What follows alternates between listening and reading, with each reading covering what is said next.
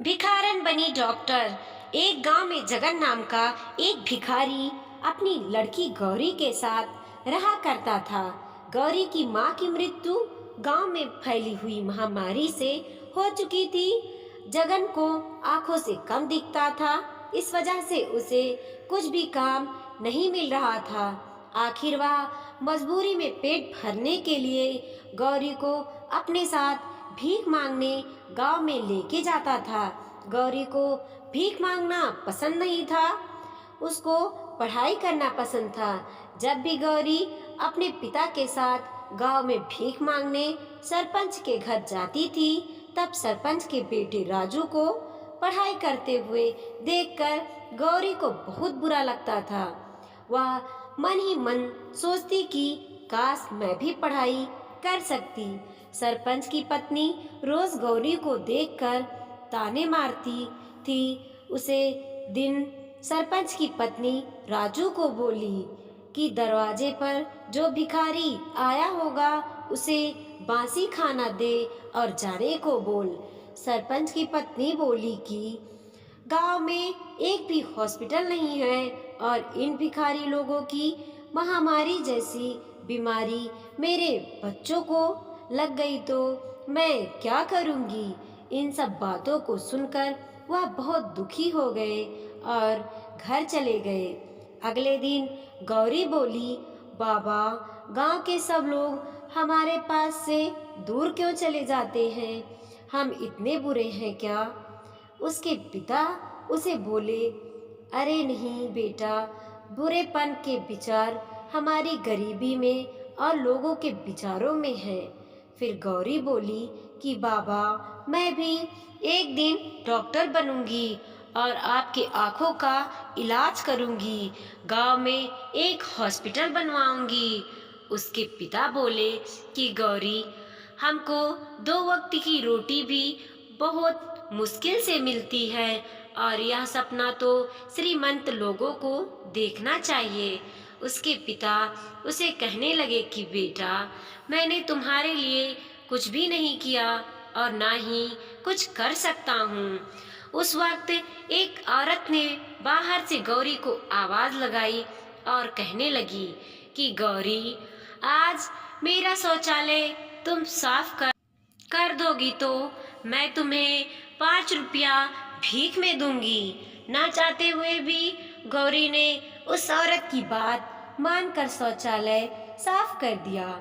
जाहिर सी बात है, इस काम को करते हुए गौरी को बहुत बुरा लग रहा था। उसे बेइज्जती सी महसूस हो रही थी। गौरी ने निश्चय किया कि वो अब किसी भी तरह से डॉक्टर बन के दिखाएगी। फिर एक दिन गौरी उसके पिता को लेकर मंदिर गई और उस मंदिर के पास एक रहीम चाचा रहते थे। गौरी उसके पिता को रहीम चाचा के पास छोड़कर आ गई। कुछ दिन खुद खिलौने बेचकर पैसे कमाने लगे। एक दिन गौरी गांव की शिक्षिका रेणु दीदी को मिली और गांव की सरकारी स्कूल में पढ़ने के लिए जाने लगी। रोज गौरी स्कूल में से आकर खिलौने बेचकर पैसे कमाती और अपने पिता को भी संभालती।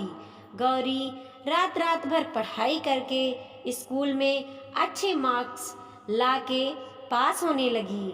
यह सब देखकर सरपंच की पत्नी और गांव वाले आश्चर्यचकित हो गए। वह सब गौरी और उसके पिता जगन से जलने लगे। सरपंच की पत्नी सोचती है कि यह भिखारी लड़की कैसे पढ़ाई करके डॉक्टर बनती है, मैं भी देखती हूँ। गौरी हर साल अच्छे मार्क्स लाकर पास होने लगी और रेणु दीदी उसे पढ़ाई में मदद करने लगी। धीरे धीरे साल बदला गया और गौरी अब बड़ी हो गई और उसने अपनी मेहनत से पढ़ाई पूरी की। आगे डॉक्टर का शिक्षण और आगे कॉलेज में एडमिशन लेने के लिए उसने एग्ज़ाम दिए और उस एग्ज़ाम में गौरी टॉपर बनी। उसकी सफलता से रेणु दीदी और उसके पिता बहुत खुश हो गए। गौरी उसके पिता को बोली, बाबा, मुझे स्कॉलरशिप मिले हैं। पर गौरी को आगे पढ़ाई के लिए दूसरे शहर में जाना पड़ रहा था। गौरी उदास हो गई। रेणु दीदी उसे कहने लगी कि गौरी, तू टेंशन मत ले, मैं इधर सब संभाल लूंगी।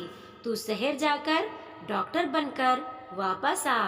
रेणु दीदी ने बाप की जिम्मेदारी ले ली, इसीलिए वह निश्चिंत होकर पढ़ाई करने के लिए चली गई। बहुत समय बीत गया पर गौरी की कुछ खबर नहीं आई। कुछ साल बाद गांव में फिर से महामारी की समस्या आया।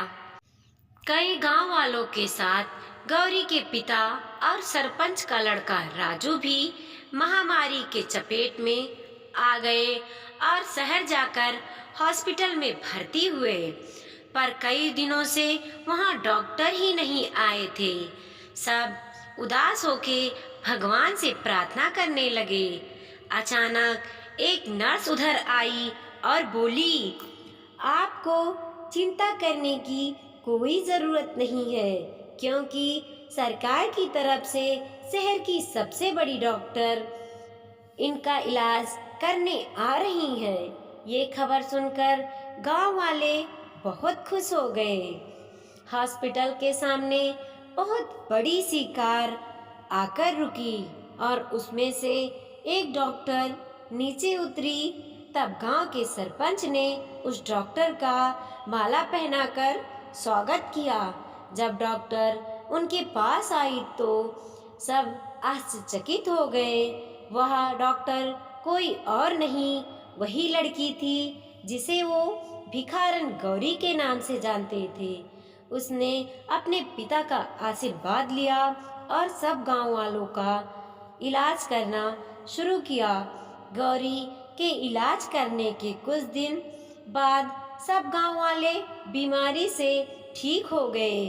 उसने उसके पिता की आंखों का ऑपरेशन किया और आंखों की दृष्टि फिर से उनको लौटा दी।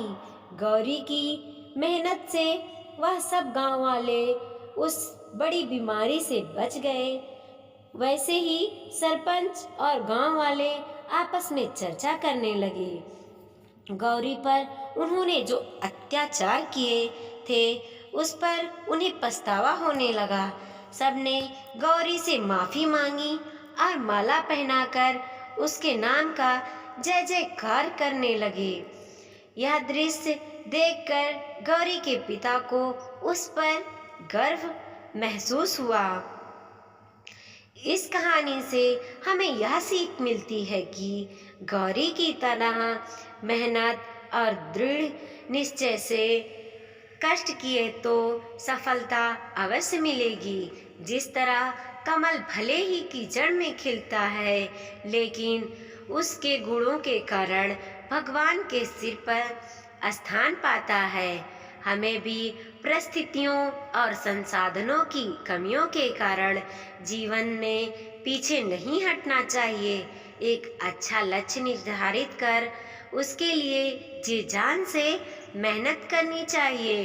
वीडियो पसंद आई हो तो लाइक कीजिए, कमेंट कीजिए और अपने दोस्तों के साथ ज़रूर शेयर कीजिए। चैनल पे नए हैं तो प्लीज़ सब्सक्राइब कीजिए।